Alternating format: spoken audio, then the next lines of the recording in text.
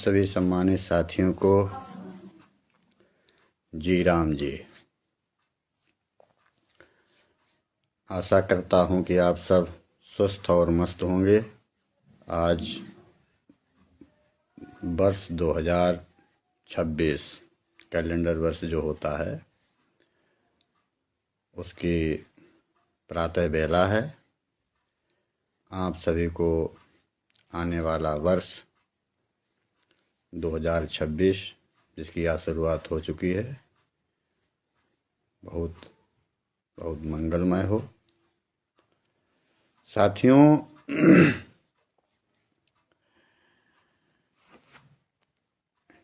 जैसा कि आप सब जानते हैं कि हम लोग जी राम जी कर्मी हैं और जिसके तहत चूँकि मनरेगा थी उसके तहत हम लोगों ने 20 साल सेवा की और वर्तमान में जो हमारी भारतीय जनता पार्टी की सरकार है केंद्र में, उसने इस योजना को नया नाम दिया है। तो हमारे बहुत से साथी इस बात को लेकर के चिंतित थे कि इसमें क्या होगा क्या नहीं होगा, और जायज़ भी है। जाहिर सी बात है कि हम सारे लोग जिस योजना में काम करते हैं तो उसमें ये तो था ही कि हाँ कर्मचारी रहेंगे या बाहर निकाले जाएंगे। खैर, भारतीय जनता पार्टी की जो वर्तमान में सरकार है उसका बहुत बहुत धन्यवाद, साधुवाद। और एक बात आती थी कि एक वर्चुअल बैठक हुई है माननीय केंद्रीय मंत्री जी शिवराज सिंह चौहान जी के माध्यम से, तो उसमें भारतवर्ष के तमाम प्रदेशों के जो प्रांतीय नेतृत्व थे उनकी एक सूची वहाँ पर भेजी गई अधिकारियों द्वारा, और 30 नवंबर को 6 बजे शाम को बैठक होती है। वर्चुअल बैठक हुई। वर्चुअल बैठक में भारत का सबसे विशाल राज्य उत्तर प्रदेश है और उत्तर प्रदेश से हमारे एपीओ संवर्ग से लेकर से के और ग्राम रोजगार सेवक तक 15 लोगों की सूची थी। और शायद जितनी समस्याएं ग्राम रोजगार सेवकों के सामने उत्तर प्रदेश में हैं, मुझे नहीं लगता है कि पूरे देश में इतनी समस्याएं किसी के सामने होंगी। लेकिन हमारे उत्तर प्रदेश के किसी भी संगठन के किसी भी व्यक्ति को वार्ता के लिए या तो ये अधिकार समय की समस्या रही होगी। हालांकि समय की समस्या होती है, इतने प्रदेश हैं तो एक व्यक्ति को ही समय दिया जा सकता था, लेकिन हमारे उत्तर प्रदेश जैसे विशाल राज्य में जहां समस्याओं का अंबार लगा हुआ है और जो नरेगा में सबसे अव्वल रहता है काम में, उसमें किसी भी व्यक्ति को अपनी बात रखने का समय नहीं दिया गया। ये हम लोगों का दुर्भाग्य है।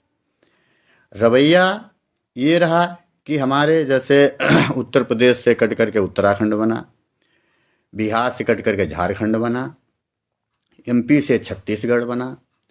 तो अब आप देखिएगा कि छत्तीसगढ़ के एक हमारे जो ग्राम रोजगार सेवक साथी थे, उन्होंने माननीय मंत्री जी के समक्ष एक विषय रखा। हालांकि उन्होंने जैसे कि 125 दिन हुए उसके लिए उनका आभार भी, साधुवाद भी ज्ञापित किया, लेकिन उन्होंने ज्यों ही अपनी बात को रखा कि माननीय मंत्री जी, हम चाहेंगे कि हमको केंद्रीय कर्मचारी का दर्जा देते हुए हमें नियमित किया जाए, अपना भाव ज्यों रखा, तो वहाँ पर माननीय मंत्री जी के सहित जितने वहाँ पर अधिकारी कर्मचारी बैठे थे सबने उपहास उड़ाया। बड़ी पीड़ा हुई देख करके यह सर इसके बाद छत्तीसगढ़ से कुछ पदाधिकारी जुड़े हैं सर संगठनों के छत्तीसगढ़। सर्वप्रथम माननीय शिवराज सिंह चौहान जी, हमारे आदरणीय मामा जी को सादर मेरा प्रणाम है। मामा जी, मैं छत्तीसगढ़ राज्य का वासी हूँ, उस छत्तीसगढ़ का जिसका एमपी से जनक हुआ है, उस नाते भी आप हमारे मामा जी लगते हैं।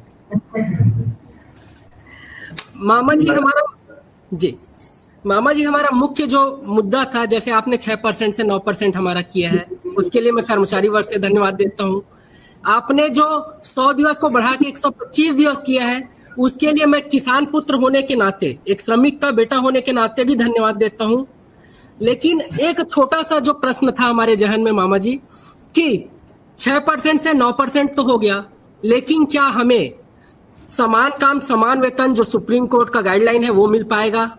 क्या इतने वर्षों से हम काम कर रहे हैं, हमारी सेवा की सुरक्षा, आपने मजदूरों को सुरक्षा दिया है, गारंटी दी है मानव दिवस की, लेकिन हमारे जॉब की कोई गारंटी नहीं है, तो क्या वो हमें मिल पाएगा? ये हमारा मुख्य प्रश्न था। और आपसे ये निवेदन था मामा जी, यदि हमें केंद्रीय कर्मचारी घोषित करते हुए आप हमें नियमितीकरण का सौगात दे देंगे, हमारे पूरे की अपेक्षा ज्यादा है ऐसा लग रहा है। तो एक HR पॉलिसी के लिए निवेदन है मामा जी। वो जो गीत तुमने सुना नहीं, मेरी उम्र भर का रियाज था। वो जो गीत तुमने सुना नहीं, मेरी उम्र भर का रियाज था। मेरे दर्द की थी वो दास्तां, जिसे तुम हंसी में उड़ा गए। वो जो गीत तुमने सुना नहीं, मेरी उम्र भर का रियाज था। मेरे दर्द की थी वो दास्तां, जिसे तुम हंसी में उड़ा गए।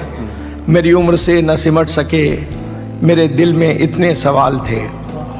मेरी उम्र से न सिमट सके, मेरे दिल में इतने सवाल थे। तेरे पास जितने जवाब थे, तेरी एक निगाह में आ गए। तेरे पास जितने जवाब थे, तेरी एक निगाह में आ गए। दृश्य कि जिन हाथों ने हमारे हाथ, जिनको राजा बनाते हैं, भाई हम वोट देते हैं, मतदान करते हैं। मैं अपनी व्यक्तिगत बात कह रहा हूं कि मैंने जीवन में राष्ट्रीय राजनीति में, भारत सरकार में हमेशा मतदान भारतीय जनता पार्टी को किया है और आगे भी करता रहूंगा। इससे ज़्यादा बुरे दिन नहीं आएंगे हम लोगों के। लेकिन जब हमारा साथी एक बात करता है तो ऐसे उसकी खिल्ली उड़ाते हैं जैसे उसने कोई अपराध किया हो या उसका उपहास, आप मानिएगा इस चीज़ को। हमने भी वो वीडियो देखा तो बहुत बड़ी पीड़ा हुई, और मैं आज लाइव आया हूं आप लोगों के बीच में, तो मेरा यही कारण है, मूल कारण यही। इसीलिए कहा गया है कि रहीमन निज मन की व्यथा, निज रखियो मन माही, और सुनिय अठिलई हैं लोग सब, बांट लिए कोई नाही। क्या हमारे वोट की कीमत कम है? जो वहां पर माननीय मंत्री जी को छोड़ करके और अधिकारी खिल्ली उड़ा रहे थे, उनके वोट की कीमत ज्यादा है? ऐसा नहीं है। हम लोग धरातल पर काम करते हैं, बूथ पर काम करते हैं। आपने योजना बना दी, वहां पर आप एक गांव में उतारें, तब पता चलेगा आपको कि 252 रुपए में 2 बार अटेंडेंस कैसे लगाई जाती है।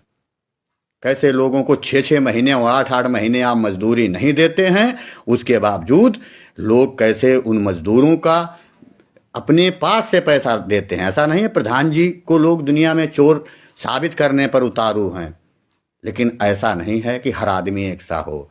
लोग अपनी जेब से पैसा दे करके, जब मनरेगा का पैसा आता है तब वो कहते हैं प्रधान जी हमको आज 500 दे दीजिए, 1000 दे दीजिए, जब आ जाएगा तो हम दे देंगे। तो उनके परिवार का भरण पोषण प्रधानगण भी करते हैं, ऐसा बात नहीं। हमारे ग्राम रोजगार सेवक साथी भी करते हैं, जहां पर जिम्मेदारी जिसकी होती है। आपने जो मखौल हम लोगों का उड़ाया है वो बहुत दुर्भाग्यपूर्ण है। और आपने वर्चुअल जो बैठक करी, उस बैठक का क्या उद्देश्य था आपका? आपने जो ड्राफ्ट तैयार कर लिया, हमारे ऊपर जो थोप दिया, और उसके बाद में आप मुझको यही बात बताते हो कि अब राज्य के हाथ में सब कुछ चला गया, आपका नियमितीकरण। भारत में सरकार रही, लेकिन हमारे दिन कभी नहीं बहुरे। मानदेय हमारा 2-2, 3-3 साल कभी नहीं मिला। वही स्थिति आज हमारी भारतीय जनता पार्टी की भी सरकार में है। मानदेय एक बार बताओ, जिनको 1 लाख मिल रहा है, 2 लाख मिल रहा है, उनका 1 तारीख 2 तारीख को आ जाता है पैसा। हमें 7788 मिल रहा है, और हमारा पैसा आज तक 6-6 महीने 8-8 महीने कहीं कहीं तो 1-1 डेढ़ साल हो गया है पैसा नहीं मिला बेचारों को, और काम प्रतिदिन कराया जाएगा। KYC करिए आप, फलाना करिए, ढिमाका करिए, तमाम आदेश आएंगे, लेकिन मानदेय के लिए किसी को कोई चिंता नहीं है। बेहद दुख के साथ ये कहना पड़ रहा है कि हम जिस सरकार के भरोसे, जो मेरे हाथ सरकार को मजबूत करते हैं, उन्हीं के हाथ हमको कमजोर करने का काम करते हैं। और मुझे कहने में कोई गुरेज नहीं है। तमाम साथी हमसे ये बोलते हैं कि दद्दू आप तो बहुत बड़े भाजपाई हो, आप भाजपा का विरोध करते हो, फिर क्यों करते हो? मैं भारतीय जनता पार्टी का समर्थक हूं, उनका मतदाता हूं, लेकिन मैं ग्राम रोजगार सेवक भी हूं। मैं ग्राम रोजगार सेवकों की समस्याओं को शासन में, ठीक है मेरी बात नहीं सुनी जाती वो अलग विषय है, लेकिन मैं अपनी बात कहने के में सक्षम हूं और कहता रहूंगा। वोट देना अलग है, राजनीति करना अलग विषय है, लेकिन मेरी समस्या है, मैं अगर समस्या को नहीं कहूंगा तो मुझे बहुत पीड़ा होती है। तमाम जिम्मेदार साथी हैं, मौन रहते हैं, हाँ में हाँ मिलाते रहते हैं, और मैं उस चीज का ये भी नहीं कि मैं हर बात का विरोध ही करूं। जो अच्छी बात है उसका समर्थन करूंगा, जो गलत है मैं उसका विरोध करूंगा। और आप लोगों से भी ये अधिक से अधिक कहना चाहूंगा कि अपनी आवाज को कभी मत दबने दीजिएगा। आपका कोई जन्मदाता नहीं है, आपका कोई भाग्य विधाता नहीं है। सरकारें आती हैं, आएंगी, ऐसा नहीं है। हमारे दिन इससे बुरे नहीं रहेंगे, ये भी तय है। भाइये को बताओ, आपको 8 महीने से मानदेय नहीं मिला,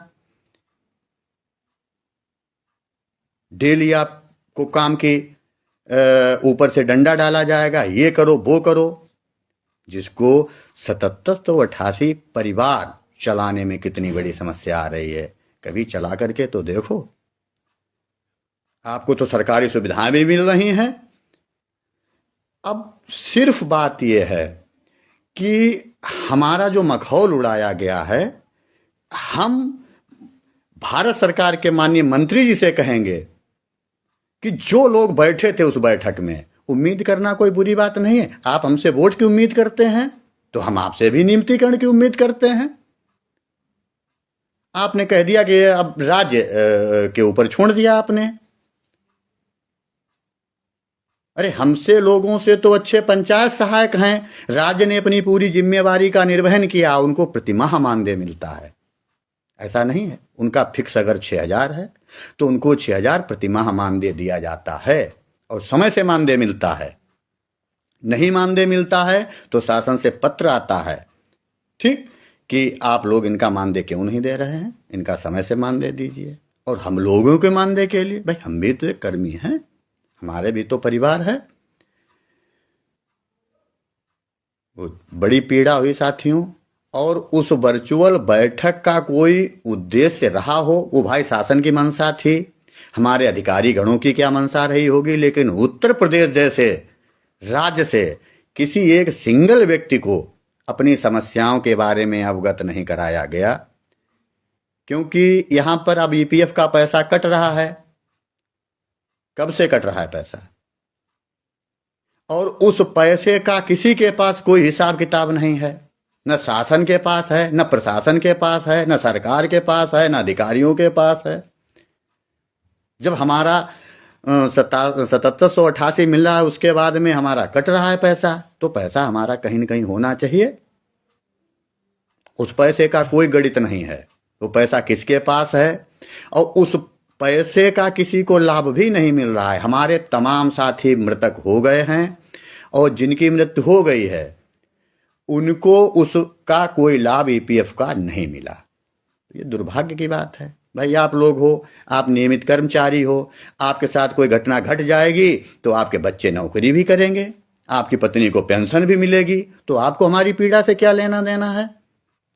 माननीय मंत्री जी, आप ऐसा नहीं है कि आप हमारे विरोधी हैं, हमारे शुभचिंतक हैं, लेकिन जिन अधिकारियों के इशारे पर यह सरकार चल रही है, ये अधिकारी किसी के नहीं होते। यही अधिकारी कांग्रेस में भी रहे हैं। ऐसा नहीं है कि ये नए अभी पनपे हों। और जिस तरीके से इनकी जो कार्यशैली है, ऐसा नहीं है कि मैं ये व्यक्तिगत टिप्पणी कर रहा हूं किसी व्यक्ति पर, लेकिन जिस तरीके से ये कार्यशैली है, इससे लोगों में नाराजगी है, दुख है। और ऐसा नहीं है कि हम लोग अपने भाई सांसद जी, विधायक जी से भी अपनी बात रखेंगे कि हमारी एक बात बताओ, हमें 7788 में हमें यहाँ आपने 6 महीने से मानदेय क्यों नहीं दिया, और उनको 77,000 और 78,000 और 1,78,000 प्रतिमाह क्यों दे रहे हैं इनको? क्या मेरी ही जिम्मेदारी है केवल नरेगा को चलाना 252 रुपए में? आप अपने घर में, अपने कार्यालय में 500 का मिस्त्री लगाओगे, लेबर लगाओगे, और हमसे कहोगे 252 में आप काम कराओ, और वो भी इतना काम कराओ। पहले नरेगा था कि इतना काम कराओ आप, इतनी घन मीटर आपने मिट्टी खोद दी, आपकी दिहाड़ी हो गई, मजदूर चला जाता था, मजदूरों को समझ रहा था पार्ट टाइम है। अब 252 रुपए में वो 2 बार अटेंडेंस लगवाएगा। आप जो नियमित कर्मचारी हैं उनकी अटेंडेंस नहीं लगवा पा रहे ऑफिस में, जिनको 1.5 लाख दे रहे हैं महीने में, फिर उनकी एक बार लगनी चाहिए कि नहीं लगनी चाहिए? साथियों, जो 1.5 लाख रुपए प्रति माह पा रहे हैं उनको आप अटेंडेंस डेली नहीं लग पा रहे हैं, और जिनको 252 रुपए डेली दे रहे हैं उन पर प्रतिदिन एक बार नहीं 2 बार अटेंडेंस लगेगी। तो ये गरीबों का शोषण है। मनरेगा ने जहां गली नहीं थी गली दी, जहां सड़क नहीं थी वहां सड़क दी, जहां पर चक्रोड नहीं थे वहां पर चक्रोड दिए, जहां पर तालाब नहीं थे वहां पर तालाब दिए, जल संरक्षण दिया। मात्र भारतवर्ष की एक ऐसी योजना है जिसने धरातल पर काम किया। तमाम ऐसी योजना है जिनका विरोध होता है। अब तो आपके पास एक और अच्छा था, आपने आजीविका मिशन से जोड़ दिया। तो आजीविका मिशन का आपके पास गांव पंचायत पर कोई कर्मी नहीं है, तो हम ही लोगों को वो काम भी दे दीजिए, उसका पैसा भी हमको दे दीजिए, तो हमारा मानदेय अपने आप बढ़ जाएगा। तमाम कंटिजेंसी पड़ी है, आवास की कंटिजेंसी अलग होती है, हैं? हमारी मनरेगा की ही कंटिजेंसी से सारा डीजल खर्च होगा और अन्य कंटिजेंसी का दुरुपयोग हो जाता है। इस पर कोई टिप्पणी नहीं करता है। केवल अगर जांच आएगी, ऑडिट आएगा, केवल गांव पंचायत पर आएगा, जिला पंचायत पर, ब्लॉक पर, क्षेत्र पंचायत पर कोई ऑडिट नहीं होगा। तो सबसे भ्रष्ट क्या गांव पंचायत ही है, यह सिद्ध कर दिया जाता है। और यह सिद्ध करने में ऐसा नहीं है कि एक व्यक्ति लगा हो। हमारे प्रधान जी भी बड़ी लाचार और कमजोर हैं इस बात में कि आप इतना अपनी बात को कहने में भी सक्षम नहीं है। क्या सारे प्रधान ही चोर हैं? इन्हीं के इर्द गिर्द पूरी जांच घूमती है। कोई गया, एक कागज का टुकड़ा दे आया, जांच बैठ गई। प्रधान जी बेचारे क्या करें? जिसने जनता ने जिस व्यक्ति को चुना है, ऐसा नहीं है वो भी एक जनप्रतिनिधि है। यहां एक बार विधायक आए बन जाए, पूरे जीवन भर पेंशन पाता है। और वहां क्या होता है कि अगर 3 बार प्रधान बन जाओ, अब तो मानदेय 3500 खैर हो गया है, वो भी एक गांव पंचायत का अध्यक्ष है। मैं केवल व्यक्तिगत बात नहीं कर रहा हूं, यहां पर पूरे समूह की बात कर रहा हूं जो भी इस संगठन से जुड़े हुए हैं। चाहे अतिरिक्त कार्यक्रम अधिकारी महोदय हों, उनकी भी बेचारे दौड़ते हैं फील्ड पर, फोटो डालते हैं। अगर कोई कार्रवाई होगी, कहीं पर भी वित्तीय अनियमितता में एपीओ का कोई हाथ नहीं होता है। लेकिन जब गाज गिरेगी तो एपीओ पर गिरेगी। फिर रोजगार सेवक ने ऐसी कौन सी वित्तीय अनियमितता कर दी? आप हमें बताओ। जो डोंगर लगाता है, वित्तीय अनियमितता वो करता है। आपने उसके खिलाफ कोई कार्रवाई करी? नहीं करी। डोंगर कैसे लग गया भाई? तो ये जो विषमताएं हैं ये बनी रहेंगी। और मैं आप लोगों के बीच में सिर्फ वो एक मैंने जो वीडियो देखा और 30 नवंबर का जो था, उससे बड़े हमारे रोजगार सेवकों साथियों को उम्मीद थी कि 30 नवंबर को माननीय मंत्री जी हमारी बात सुनेंगे और हो सकता है अभी कुछ संशोधन की गुंजाइश हो। हालांकि मैंने तो पहले ही कह दिया था कि जब ये पास हो चुका है सदन से, तो इसमें गुंजाइश कम ही है, क्योंकि ड्राफ्ट तैयार किया गया, उच्चाधिकारियों द्वारा तैयार किया गया ये ड्राफ्ट है, और उच्चाधिकारी ही जैसा चाहेंगे वैसा करेंगे। यही कांग्रेस ने भी किया था, ऐसा नहीं है। कांग्रेस में भी आपने केवल प्रशासनिक मद का ऐसा जिन हम लोगों के ऊपर थोप दिया जिससे हम उबर नहीं पा रहे हैं। आज कह रहे हैं कि महात्मा गांधी का नाम छीन लिया। आपने भी तो पहले नरेगा रखा, बाद में महात्मा गांधी को जोड़ दिया। नाम बढ़ते गए, काम बढ़ते गए और हम लोगों की समस्याएं भी बढ़ती गईं। उनके निदान पर आपने कोई चर्चा नहीं करी, न कोई समाधान हुआ। माननीय मंत्री जी, मेरा हाथ जोड़ करके निवेदन है आपसे कि यदि आपको ये लगता है कि जो वहां पर बैठे थे लोग, इनको भी एक एक गांव पंचायत आप दे दीजिए, एक एक बूथ दे दीजिए और इनसे कहिए वो भी बूथ जिता करके लाएं। तब पता चलेगा धरातल पर काम हम लोग करते हैं, ऐसा नहीं है। मैं फिर कह रहा हूं कि मैं राष्ट्रीय हित में मतदान करता हूं, भारतीय जनता पार्टी को करता हूं और आगे भी करूंगा। 2029 में वोट भारतीय जनता पार्टी को ही दूंगा, चाहे आप इससे और मेरा सब कुछ ले जाएं। हम लोग देने वाले हैं, हमारे यही हाथ आपको इतना सक्षम बनाए हैं कि आप अपने हाथों से हम लोगों का कल्याण कर सकते थे।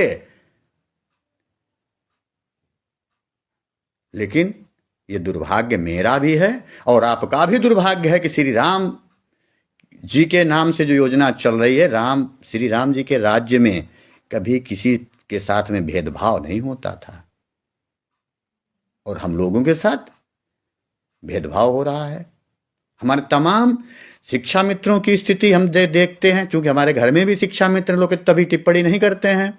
आप बताइए कि जिनको 1.5 लाख वेतन मिलेगा उनको 12 महीने का मिलेगा और जिनको 10,000 मानदेय मिल रहा है उनको बेचारों 11 महीने का मिलेगा। अगर 15 दिन छुट्टी हो गई तो उसका भी नहीं मिलेगा। अजीब विडंबना है राम राज्य की, क्या कल्पना है। कर्मों का सब फल जो है सबको भुगतना पड़ा है, चाहे यहां पर अच्छे अच्छे राजाओं को भुगतना पड़ा है, प्रभु राम को भुगतना पड़ा है, कृष्ण को। तो राजा कोई ऐसा नहीं है कि आप हमेशा राजा बने रहोगे। आज आपकी कलम में ताकत है, आप चाहते हैं तो राम राज्य ला सकते हैं कलम के हाथ के सिपाही के रूप में। और मैं आप लोगों से एक आग्रह करूंगा कि आप लोग अपनी आवाज को मुखर होकर के उठाइए, बात करिए खुल करके। नहीं बात करोगे, ऐसा नहीं है, वो लोग भी मुर्दे होते हैं जो अन्याय पर मौन रहते हैं। हमारा जीवन एक मिला है और इस जीवन को हम अपने बच्चों खातिर, हम तो अपने बच्चों को भविष्य में, ये कभी कभी लगता है हमारे सामने तमाम साथी हैं कि भविष्य में क्या मुंह दिखाएंगे कि आपने अपने जीवन में क्या किया। अरे संघर्ष किया। मैं आज अपनी ये बात कह रहा हूं, इसके लिए मैंने बहुत हिम्मत जुटाई है, ऐसा नहीं है, क्योंकि इससे पहले मैं तमाम कार्रवाइयां झेल चुका हूं। आप अगर नहीं उठा सकते हैं डायरेक्ट आवाज तो आपसे आग्रह भी है, इसको आप शेयर करिए। ये मैं कह रहा हूं ना, मैं आरोप सरकार पर नहीं लगा रहा हूं, लेकिन जो अधिकारी कह रहे हैं कि नहीं ये सही है, मैं उनसे कह रहा हूं कि आप भी वही करिए जो हम कर रहे हैं, करके दिखाइए।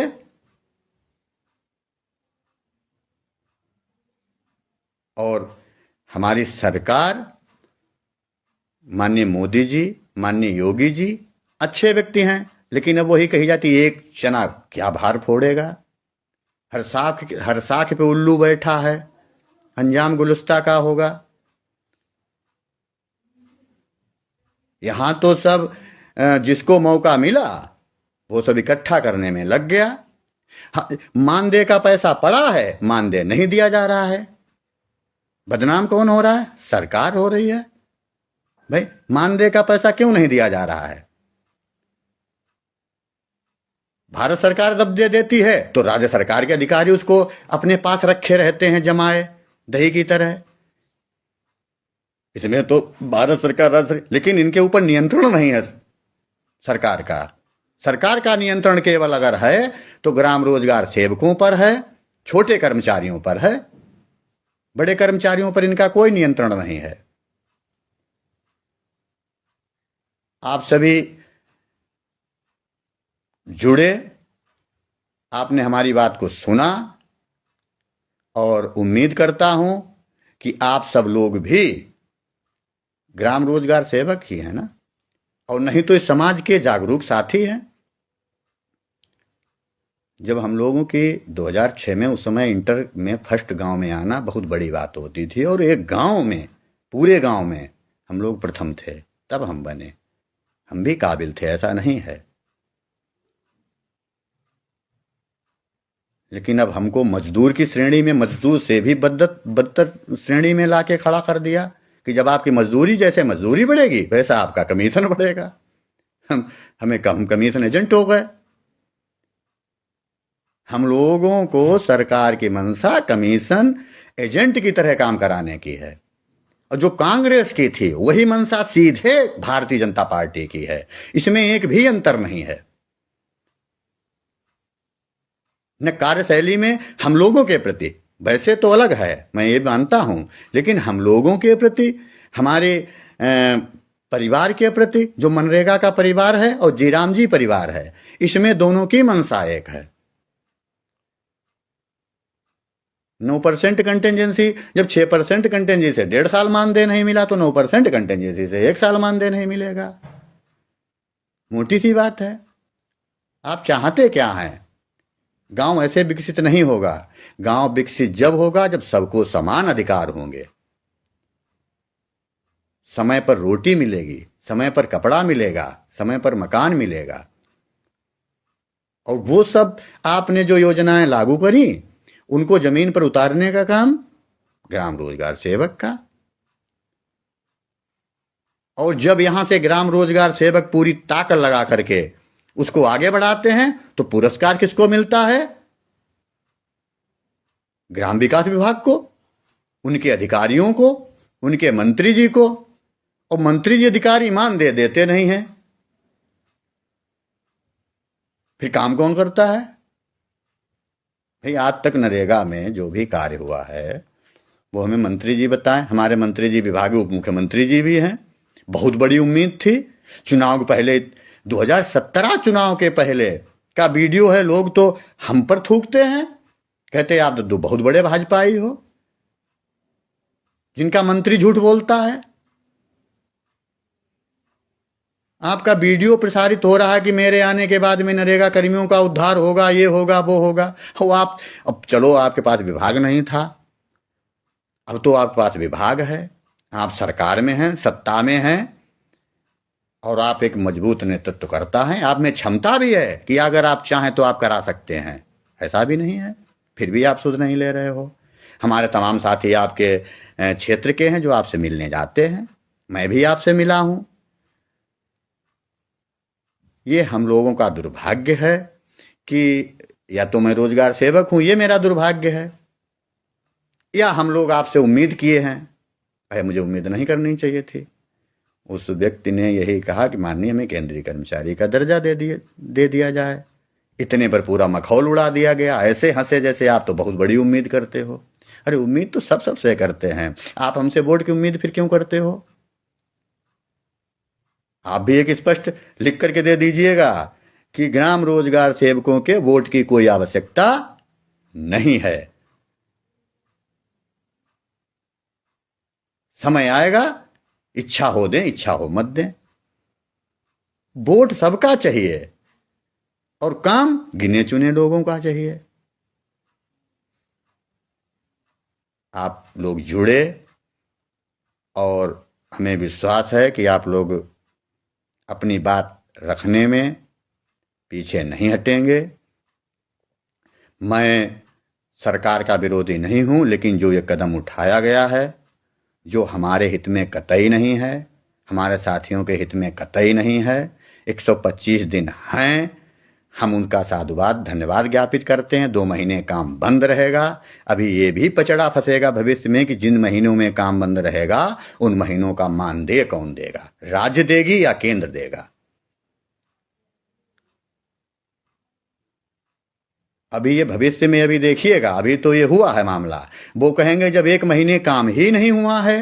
अच्छा, जब काम नहीं होगा तो मानव दिवस सृजित नहीं होगा, और जब मानव दिवस सृजित नहीं होगा तो प्रशासनिक मद सृजित नहीं होगी, और प्रशासनिक मद जब नहीं बनेगी तो आपको फिर मानदेय कहां से दिया जाएगा?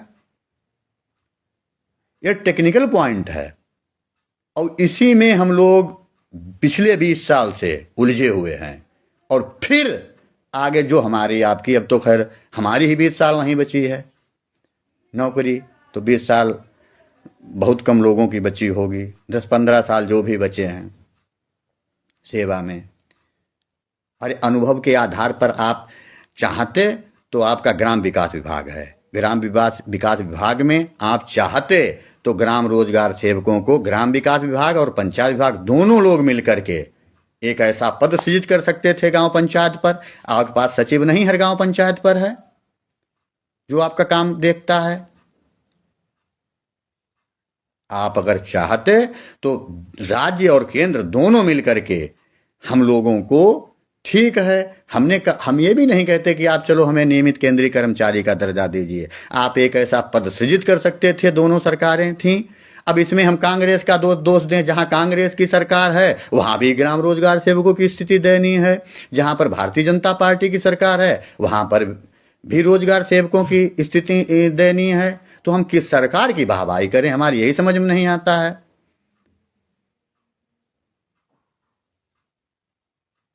समस्याओं का अंबार है, सुनने वाला कोई है नहीं।